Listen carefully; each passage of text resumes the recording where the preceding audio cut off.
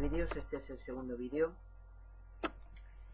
pues, de los dos que pretenden explicar un poco el origen de Satanás bíblico. Recordamos, página ateodiagnóstico.com, y el autor del cual se ha sacado la información de este post, Antonio Piñero. Recomendado, vayan a verlo. Bien, siguiendo el hilo anterior de Antonio Piñero sobre los antecedentes del diablo en el judaísmo, ahora tomamos otro post del mismo autor sobre los verdaderos orígenes de este personaje y cómo era considerado hasta que el judeocristianismo y su literatura neotestamentaria le otorgaran de personalidad propia. Como podemos deducir de la breve panorámica que hemos esbozado en los posts anteriores, los judíos estaban rodeados por religiones que creían en demonios o en seres maléficos, aunque aún no habían desarrollado, salvo quizás en el caso de ese espíritu maligno, en el mundo iranio, la concepción del diablo tal como la entendemos hoy. Los israelitas participaban también de estas creencias que podemos considerar más o menos comunes, pero a ellos corresponde el honor de haber dado forma a lo largo de los siglos a la figura del diablo, común hoy en el mundo de la influencia cristiana. Por esta razón, tras haber considerado estos antecedentes y trasfondo, debemos ahora concretar nuestra atención en las nociones más específicas que la literatura judía anterior al cristianismo, la Biblia y los escritos apócrifos o falsos del Antiguo Testamento, que también los hay, albergaba sobre el espíritu maligno y los demonios. Estas nociones serán el antecedente inmediato de las ideas cristianas. El Antiguo Testamento distingue nítidamente entre un presunto espíritu malo, llamado Satán, y los demonios propiamente tales, por lo que nos es necesario tratarlos de modo separado. En primer lugar, en todo el Antiguo Testamento apenas sí aparece Satán o Satanás, y la figura de un espíritu maligno, encarnación del mal, está muy desdibujada. Apenas si llegan a una docena los textos en los que encontramos la palabra Satán. Este vocablo en la Biblia hebrea no es normalmente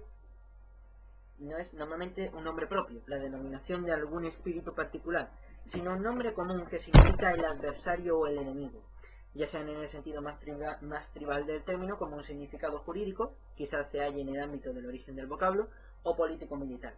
Como tal nombre común, la designación de Satán puede aplicarse tanto a los hombres como a los espíritus. Así ocurre, por ejemplo, en la conocida historia del profeta mago Balaam, contratado por el rey de Moab, Balac, para maldecir a Israel. Pero cuando Balaam iba de camino para cumplir este cometido, se encendió la ira de Yahvé y su ángel se interpuso en el camino para estorbarle, literalmente haciendo de Satán. Números 22. Igualmente, David llama a Satán a uno de sus acompañantes, Abisaí, que indica al rey que debía liquidar a Semén por haberlo maldecido. Pero David le replicó: ¿qué tengo yo contigo? ¿Qué te conviertes hoy en adversario, Satán mío? Segundo de Samuel 19, del 22 al 23. El oponente en el campo de batalla es también un Satán. Así, en el primero de Samuel 29, 4, los jefes de los filisteos que van a la guerra contra Israel le piden previamente a David, mercenario suyo hasta el momento, con el siguiente argumento: que regrese ese hombre y se vuelva a un lugar se vuelva al lugar señalado, que no baje con nosotros a la batalla, no sea que vuelva nuestro adversario, Satán, durante la pelea. En el prólogo del libro de Job, la figura de Satán nada tiene que ver con un ser demoníaco y esencialmente perverso, sino que aparece como el fiscal del tribunal celeste. Es, por tanto, un agente divino, encargado de tareas encomendadas por Dios. Su misión es acusar a los hombres ante el trono celestial cuando hacen alguna cosa mala. Este Satán, fiscal o acusador, también puede tener como tarea al servicio de Dios probar a los hombres mediante el dolor o la desgracia, es decir, tantear hasta qué grado llega su virtud o su fidelidad a la divinidad.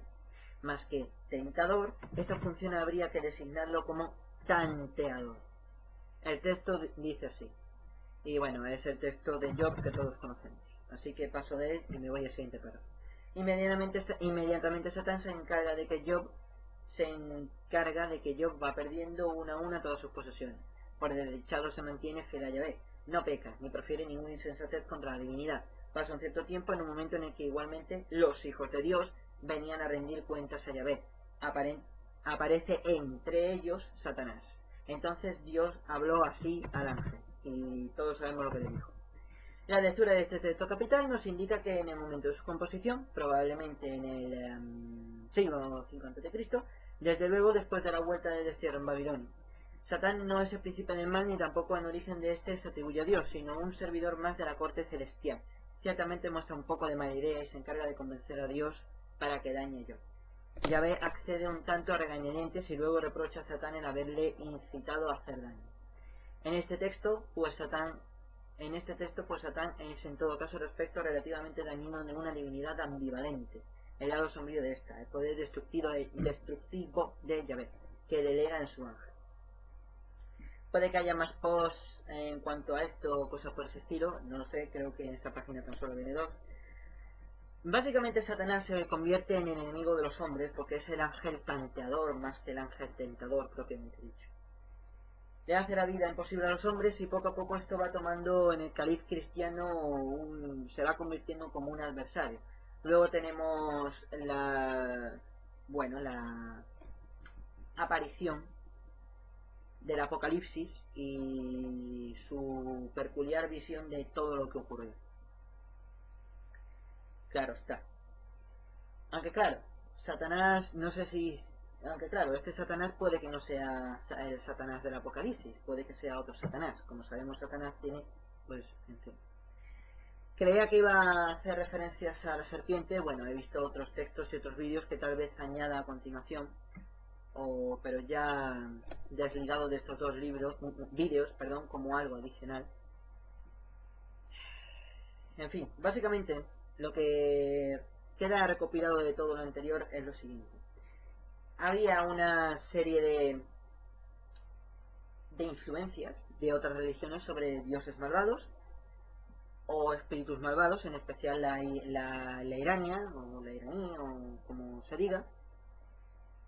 Y Satanás en la Biblia, pues no hay un Satanás propiamente dicho en el Antiguo Testamento. Satanás bíblico es prácticamente un invento cristiano o del Nuevo Testamento. Es prácticamente eso. Apenas hay un Satanás bíblico. Lo más que hay de ese Satanás bíblico es, por supuesto no confundamos con la serpiente. Lo de la serpiente es una cosa que se metió en el Apocalipsis y todo el mundo se creyó.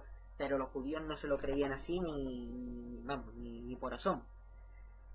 Lo que más se ve de Satanás es eso, es un ángel pues que representa ese lado dañino, ¿no? Hacia los hombres.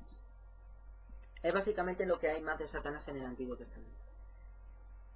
En fin, con esto ya termina los dos vídeos que pensaba hacer. Si acaso haré alguno más adicional. No lo sé.